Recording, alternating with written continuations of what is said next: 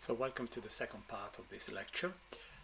This part of the lecture is quite long. It's about 1 hour. It's probably one of the longest that we will have in the entire module.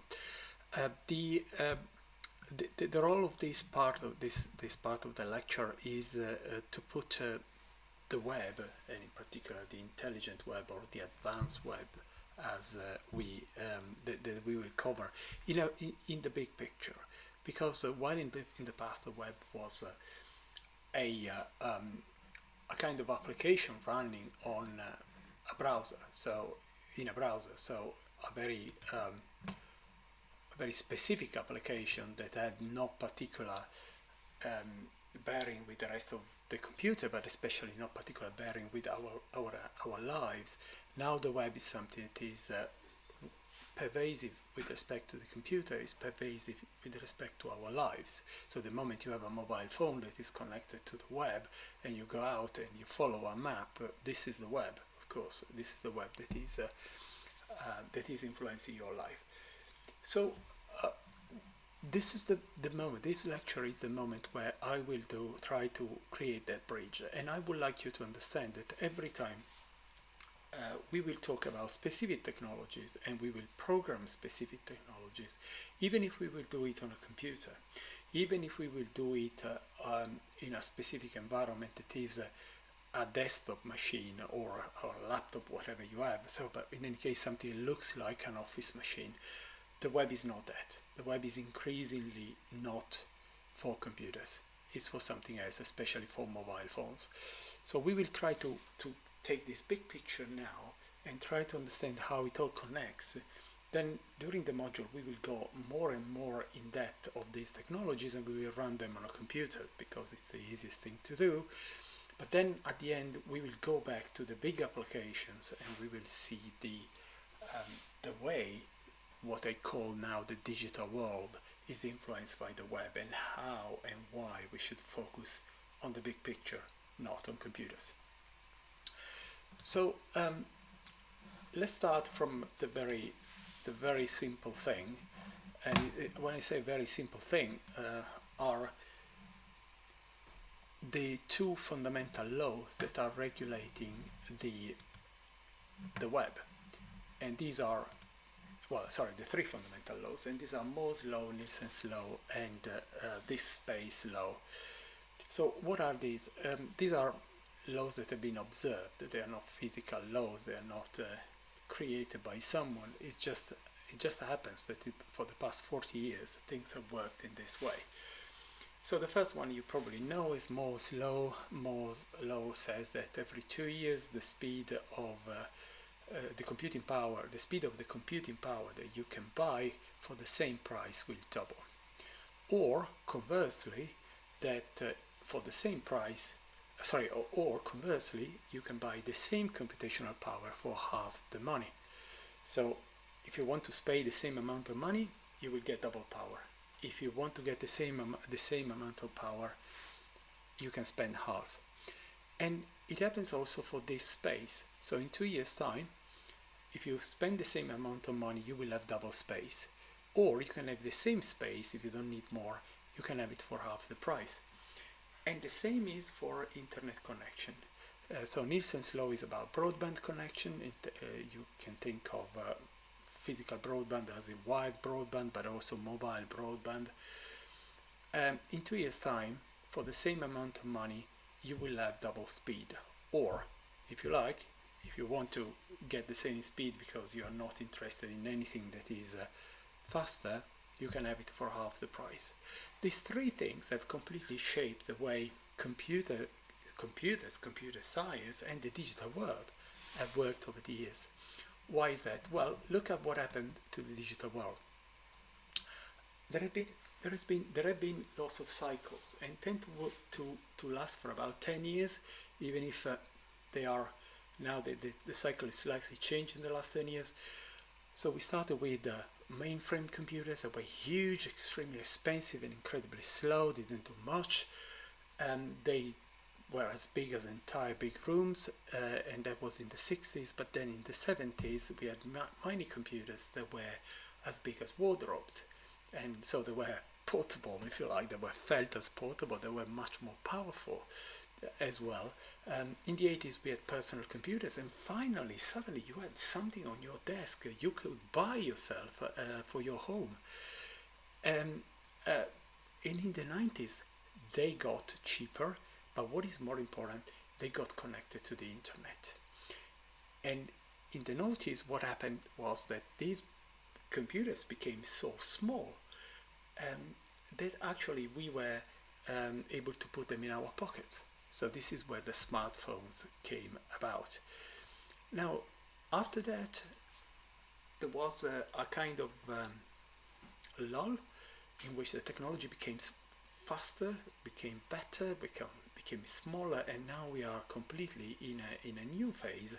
This is the phase of the Internet of Things, the wearables, and so on, where technology has become so cheap and so small that we can have tons of them. We can have 15 devices each. This is what the average person has in the UK at the moment. The interesting thing is that because they become smaller and become cheaper, at every of these steps, every time there were 10 times more devices. So we had 100 million PCs, but we had 1 billion desktop internet computers, so computers connected to the internet. Now we have 10 billion mobile phones, and it is expected we will have between 100 and 200 million devices from the Internet of Things, wearable, and so on. So this is really what we expect to have. So all this creates something called the digital world. The digital world that is strongly affected by computing, because as I said before, if you go out with a mobile phone that is connected to the internet, you connect to a map. This is the web giving you information that is not in an office machine that is on your desk, but it's actually with you all the time, 24/7, and it's the web that is changing your world, and the world becomes more and more digital. And what is interesting is that because this is influencing your everyday life, the users become the most important factor in here. So it's no longer about developing digital technologies. As computer scientists, we think that this is the real important thing. Well, it isn't. The really important thing is actually how the users react to it. Let's take an example. You are seeing this through a protocol that is called WebRTC that we will see. So video teleconference. We have had video conferencing for the past 15 years approximately, but we were not using it. We were using it exceptionally. We generally use it for work meetings sometimes. Yes, if your relatives were far away, you use it, but it wasn't really as pervasive as it is now.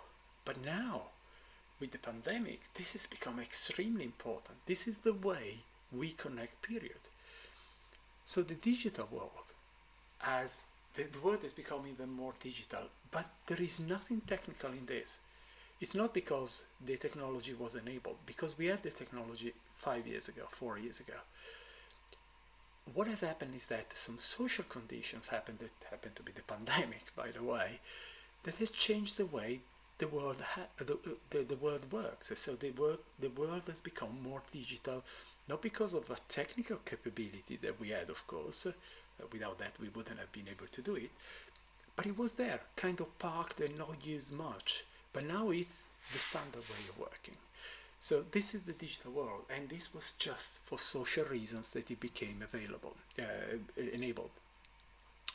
So interestingly, I've seen the evolution, and I can see the evolution for the past 15 years. So in 2005, there was the big battle between Microsoft and which was a monopolist, and Apple was trying to get to sell more computers, but especially to sell a different way of looking at computing.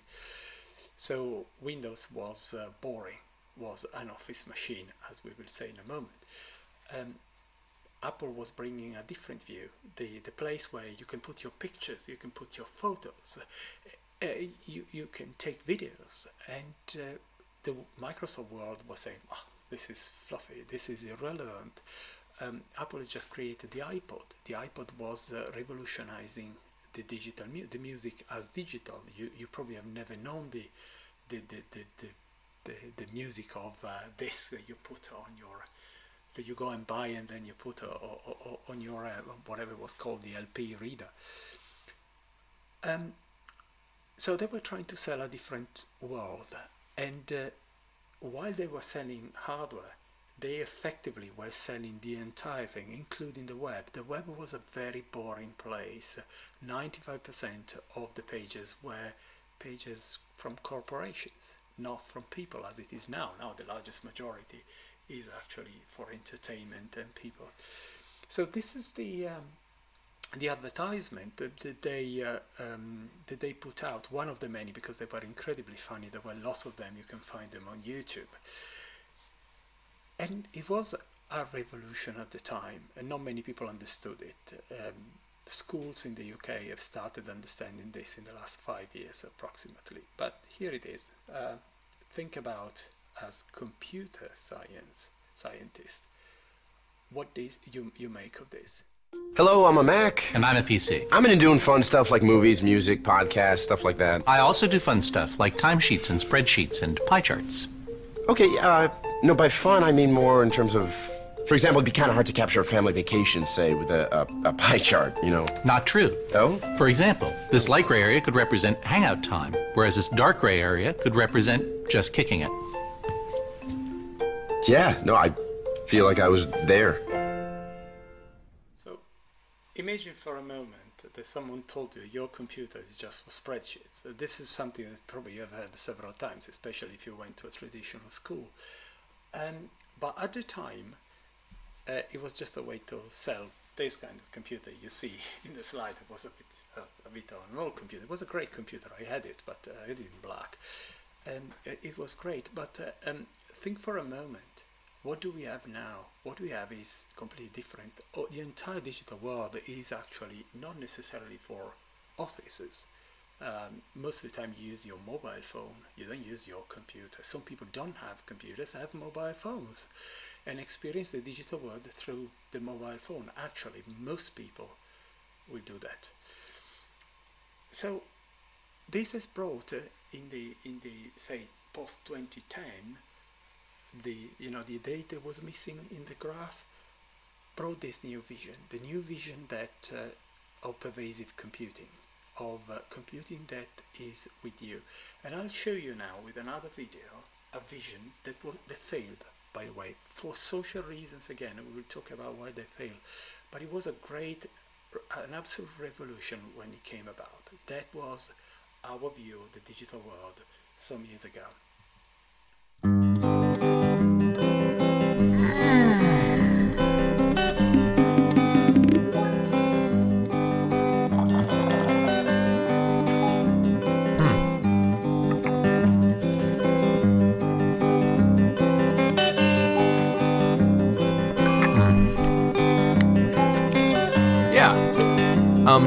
Meet me in front of Strand Books at 2.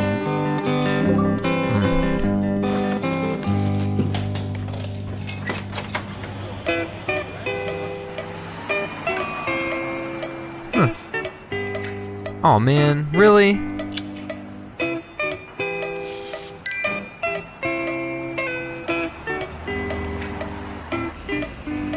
Hey there, guy. Hey there, little guy. Sweet. Remind me to buy tickets for Monsieur Gano tonight. Where's the music section?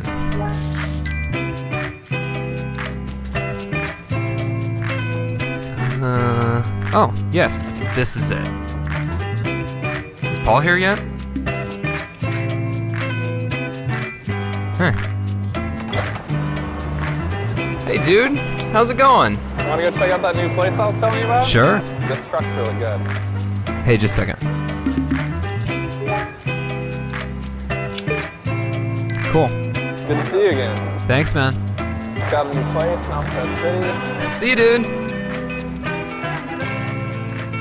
Whoa, cool. Take a photo of this. Share it to my circles. Oh, I'm running late. Music, stop.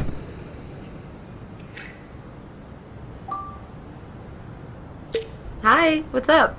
Hey, Hey. you want to say something cool? Yeah, sure. Is that a ukulele? Yep.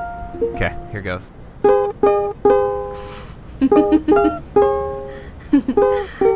That's beautiful. Now, you will have seen that most of the things, the technologies per se, were kind of in existence. So that was Google Glass, or something that completely failed. We don't have Google Glasses anymore.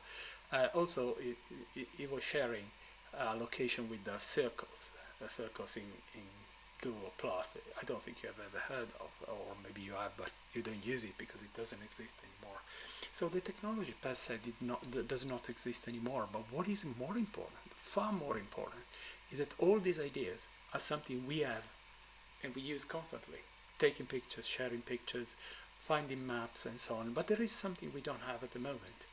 Oh, the fact that it goes close to the subway and there is a detection of where we are that will tell you, hey, hang on, you cannot take, I understand you want to take the subway, you cannot take it because it's suspended, but this is the alternative route. So this is something we can do. We have the technology to do that, but it's not just put together for a number of reasons. But really, the more and more you think, that was far more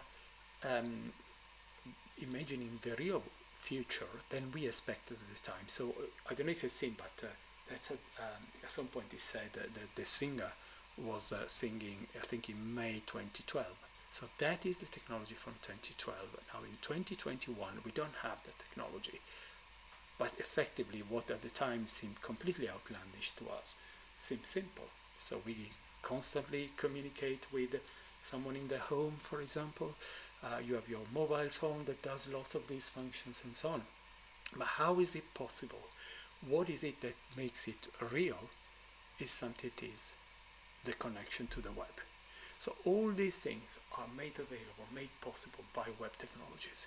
The web technologies are the things that put the glue together in all this. And there are things like, entertainment. I don't know if you've ever heard of Watson.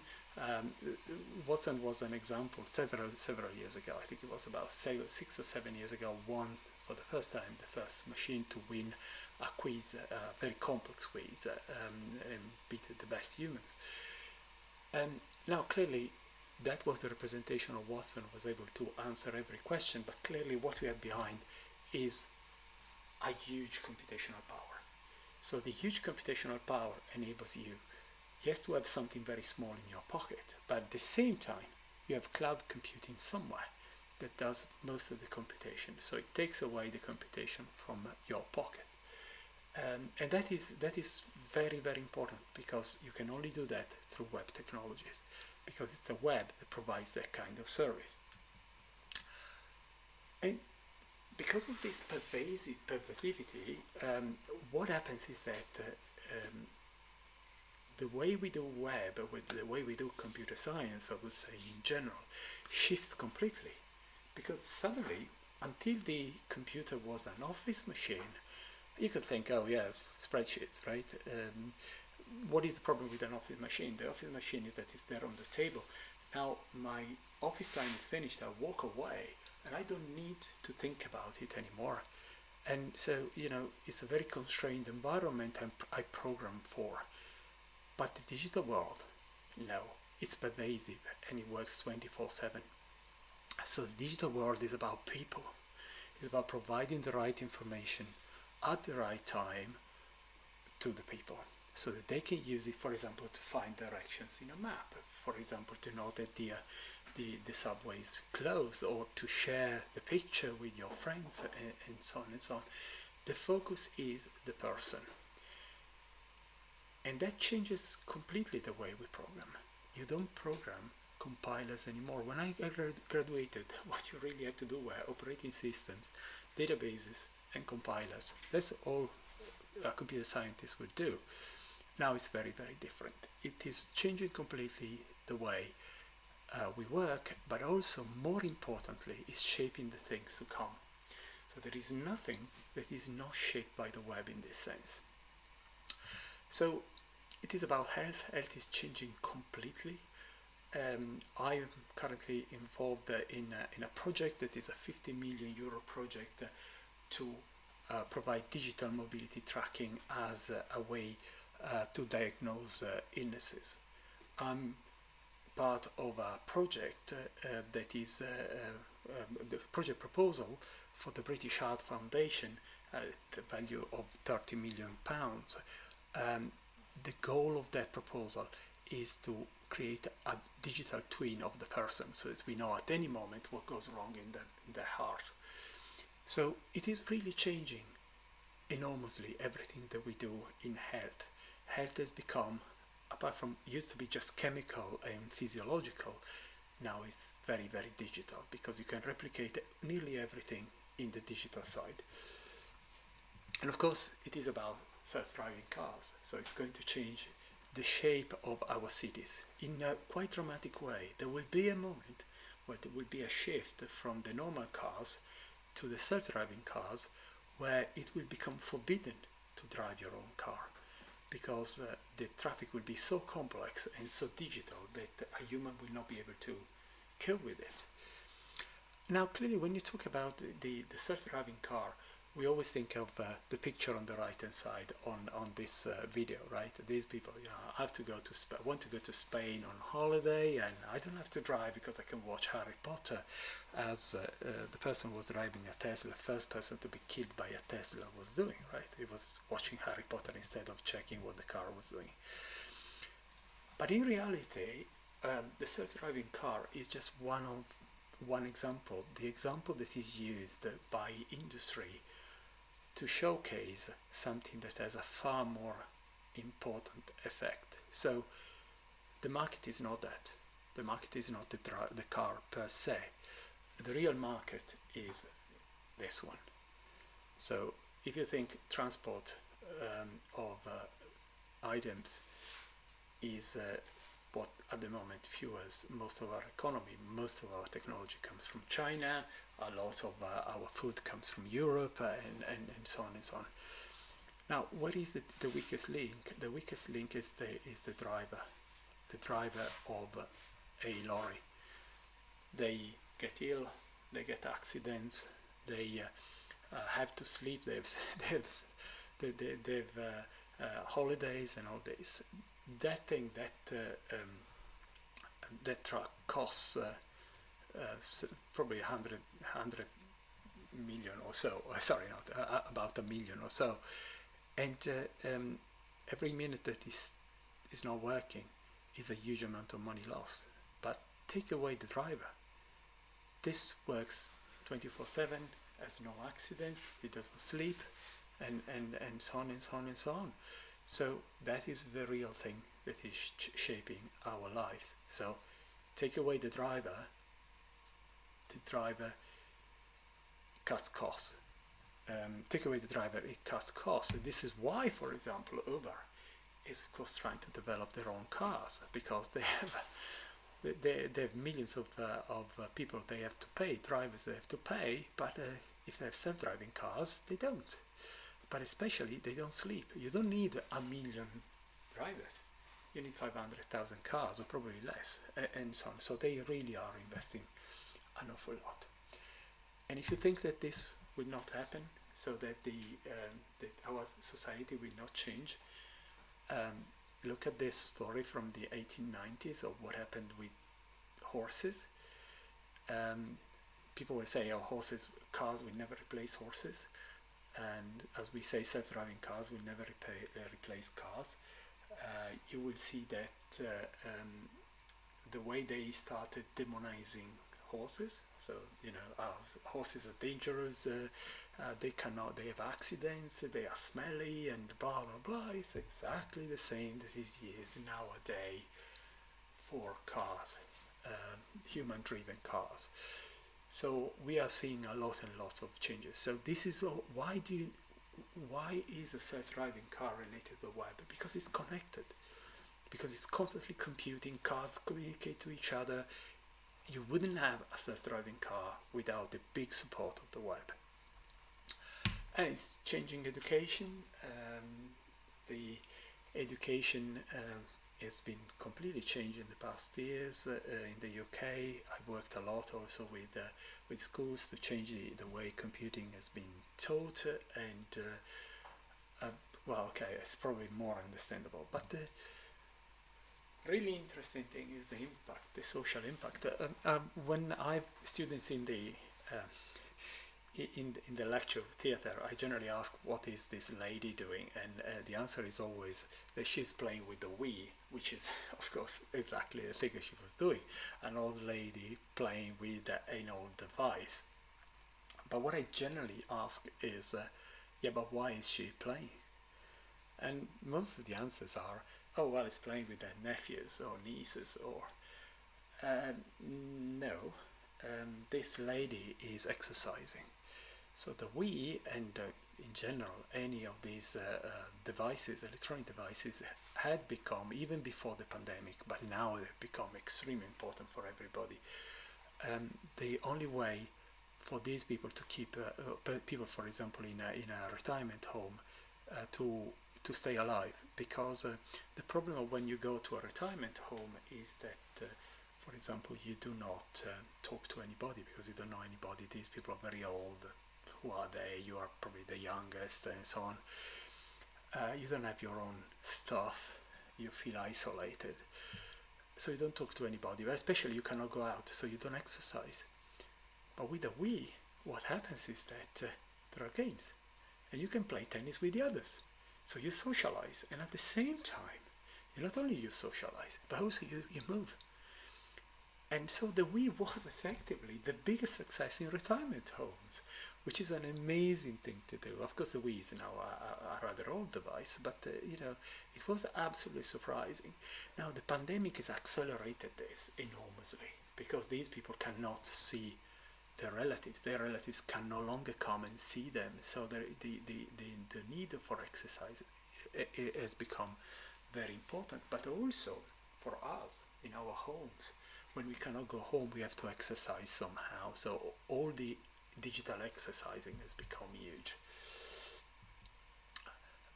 So healthy aging, I'm not going into details, but look at these slides because they are very important. People my age, so above 50, tend to have 77% of the financial wealth.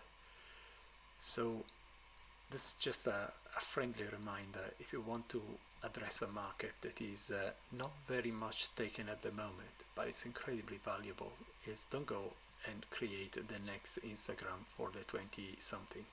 Go and build something for the 50 plus, because they are really rich and they can spend, and they have no solutions for that. So all these slides are about a governmental program to do that. And of course, our urban spaces will be changed by the self-driving cars, but already most of the connections are digital now. And think of traffic lights, and then there is arts and humanities are becoming more and more digital, and so on. And we will see in one of the lectures how the newsroom is changing again completely, and it's very interesting how this. We will do it in a specific lecture. There is a negative part, and the negative part is that humans are losing out to machines. So we know that lots of people who are in specific fields, including education, will be replaced by the digital world, and transportation is, of course, an example. I'm not going to talk about that. Of course, commerce has been completely revolutionized by the pandemic. Even in countries where e-commerce did barely exist, now it's the normal way of shopping. The pandemic has just accelerated something that it was happening in any case, but just we did a jump of about 10 years. So this lecture I gave last year, and I can tell you that the world I was describing was very, very different. Someone could have said last year, really, nah, this today nobody thinks that teleconferencing is a normal way of working, e-commerce is the normal way of working. So how do you understand the e-commerce at that point? Well, interestingly, I was convinced some years ago by one of my students who actually says, well, if you want to know what e-commerce is, look at China. So if you have never seen this video by Angela Wang, by all means, it's very old, but look at it, because it shows an environment that for some of you who are Chinese is probably normal. For some of you who are British or from Europe, it's pretty different. It shows the way of interacting with the digital world that is completely mobile, because 90% of the Chinese people do everything by mobile that we don't do here. And it's very, very interesting that you do it, because mostly talks of an integrated environment that we don't have. We will see in the future, but really in China, most of the companies controlling the internet and the digital world in general are just a few companies. Of course, the real thing, as said before, are the humans. What we see here is a cartoon of Dilbert that is very intelligent for what concerns computer science, because it describes a world that hopefully does not exist anymore, but it's very important. So if you're a computer scientist who thinks that you want to work in a cubicle and where people are a problem instead of the users, well, you are in the wrong place. You are 20 years late. So I have a lot of slides here that will not go through, but please do look at all this, because the web is huge, and especially the fact that there is ubiquitous connection, and the fact that, for example, 98% of Chinese internet users are mobile. If you think that you are a computer scientist who builds things for computers and you know, and browsers, I'm afraid you are again 10 years late. And everything is mobile first. So start thinking in terms of mobile. I'll do it in this assignment. You will have to think mobile, even if we are talking of web. Demographics, I mentioned something before. Look at these slides. I'm not going into details, but have a look at it, because there are maybe surprising statistics. Generally, when I talk in schools, I try to explain to the teachers who are not on Facebook, who say, oh, you know, I know you students are all on Facebook, and I try to explain, no, the students are not on Facebook. I mean, they are on Facebook because you must be on Facebook, but they are definitely not on Facebook because their parents are on Facebook. And they don't want to be in the same thing. Facebook is something for the old. It is for Trump, or not Trump, right? He's actually on Twitter. That is another thing for the elderly. Consider for the elderly. Look at statistics of broadband penetration to discover that there are more broadband connections than people in most countries, and of course we are talking of devices in the loop. Look at these slides. I'm not going to tell you, I'm not going through them, because it doesn't really matter. This shows all the devices. In fact, we have 15 devices each. If you have one computer, you have one device. If you have 15 devices, you cannot look constantly at you do at them as you do with a computer. Your attention span is different. Your interaction is different. Your phone is in the pocket, is not in front of you like a computer. That changes completely the way we interact with them. And again, look at something on the Internet of Things. I really hope you are taking the module on Internet of Things, because it's very useful to understand the fact that there are personal devices and home devices or environmental devices. Again, is extremely important. The fact that everything has become scannable. This is something that, again, the pandemic has completely changed the way we use QR codes. QR codes were a kind of strange thing until a year ago. People knew them, but didn't Yeah, there were some. Now, everywhere you go, it's something you must not touch, so there is a QR code. And I remember even last year, I used to have this slide to say, oh, I was saying, oh, this is all coming together. And people are saying, yeah, in the future. And I say, no. Look, people have been laughing at wearables, laughing at lots of things, and laughed at the PC and the internet. This digital world is becoming real. Now, in less than 12 months, this has become real. I can tell you that the students who were sitting there and were in a physical room at the time, not through teleconferencing, could think at this point that that the digital was not pervasive, it was not so important, but the pandemic has made us jump everything. And it's very important to understand that even in a pre-pandemic world, some of these things had an enormous impact. So I like this video. I'll just show you 2 snippets of a very funny video. I suggest that you just look at it, but it's just because it's funny. But it's real. Why should a hairdresser, which I don't need, of course, ever be interested in being online? Or even things totally decoupled from the things they control, like levers and switches, or even just buttons.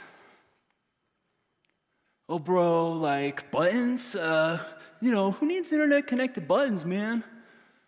Are you gonna do this, Drew, the entire time? Because look, if you're asking that question, it tells me you don't know how innovation works. Because it's not like someone's gonna come up to you and say, hey, look, I have a button. What do you want to do with it? We should connect it to the internet. That doesn't make any sense. No, you see, desperation breeds innovation.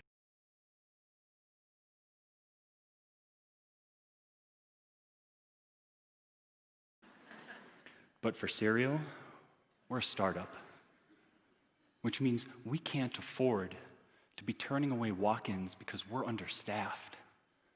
So what do? Got it.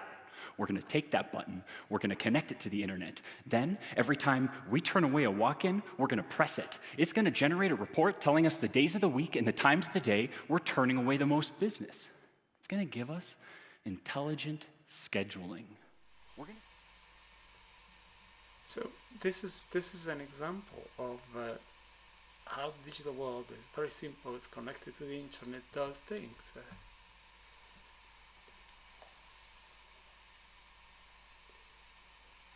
Sorry, for some reasons there is a problem with the. So what I tried to do in this so far is to tell you the fact that the digital world is changing. So one of the things that we will talk again as well during this module is about the role of data. Now, the data on the web has become pervasive.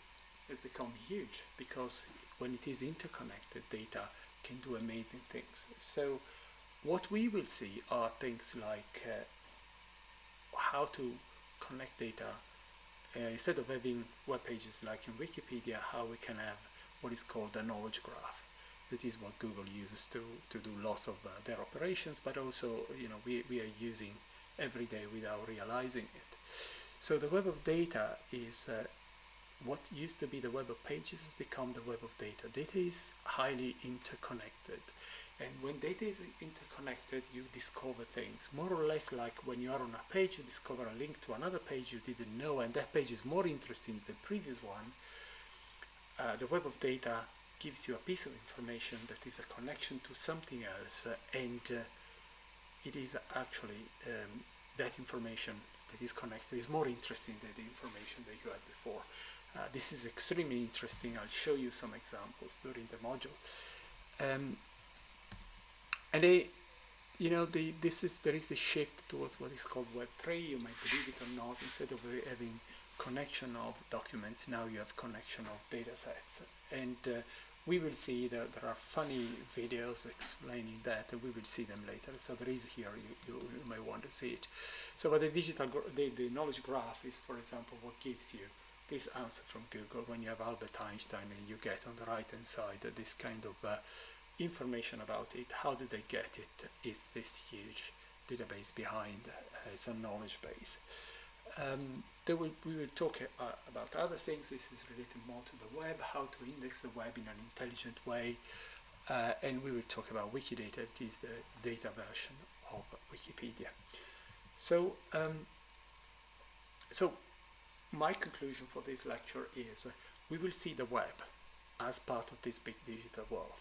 It doesn't matter if we will at some point use HTML, we'll have to use CSS, we'll use a lot of JavaScript, but never think of a browser. We will run it in a browser, but it will be that pervasive digital world.